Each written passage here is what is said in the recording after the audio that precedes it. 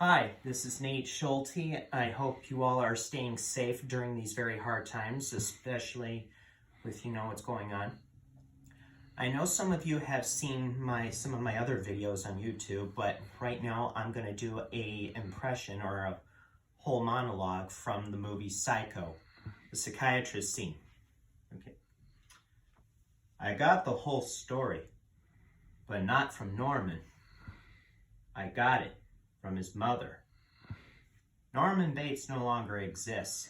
He only half existed to begin with. Yes and no. The psychiatrist doesn't try to lay the groundwork. He merely tries to explain the whole thing. Yes. I'm sorry. Yes. The private investigator, too. You know, if you drag that swamp on the vicinity of the motel, have you any unsolved missing persons cases in your books? Young girls? Like I said, the mother. Now, to understand it the way I understood it, hearing it from the mother, that is, from the mother half of Norman's mind, you have to go back about 10 years, around the time when Norman murdered his mother and her lover. Now, he was already dangerously disturbed, had been ever since his father died. His mother was a clinging, demanding woman, and for years the two of them lived as if there was no one else in the world. Then she met a man, and it seemed to Norman that she threw him over for this man. Now that pushed him over the edge and murdered them both. Matricide is probably the most unbearable crime. Most unbearable to the son who commits it. So he had to erase the crime, at least in his own mind. He stole her corpse. A weighted coffin was buried. He hid the body in the fruit cellar, and he even treated it to keep as well as it could keep. And that still wasn't enough.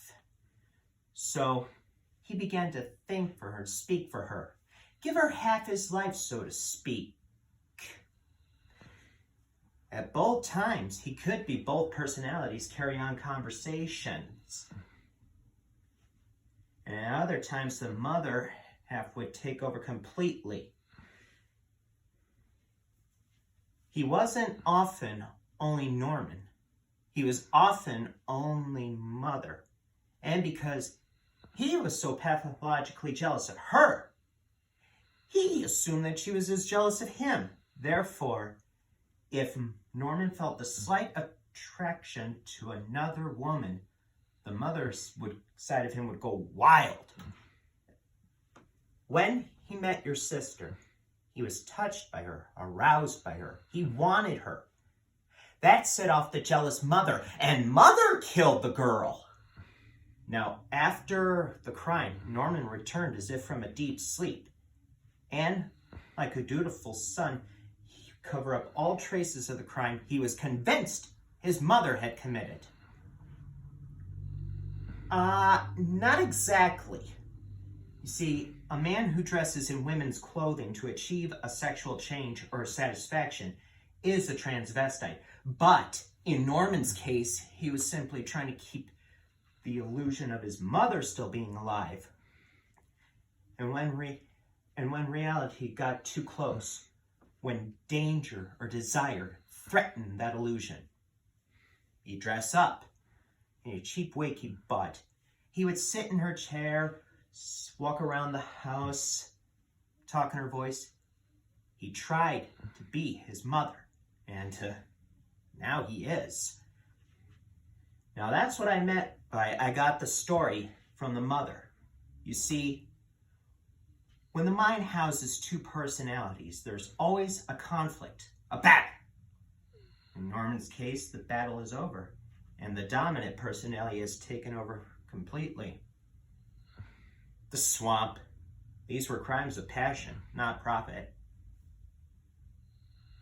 Sure, I guess.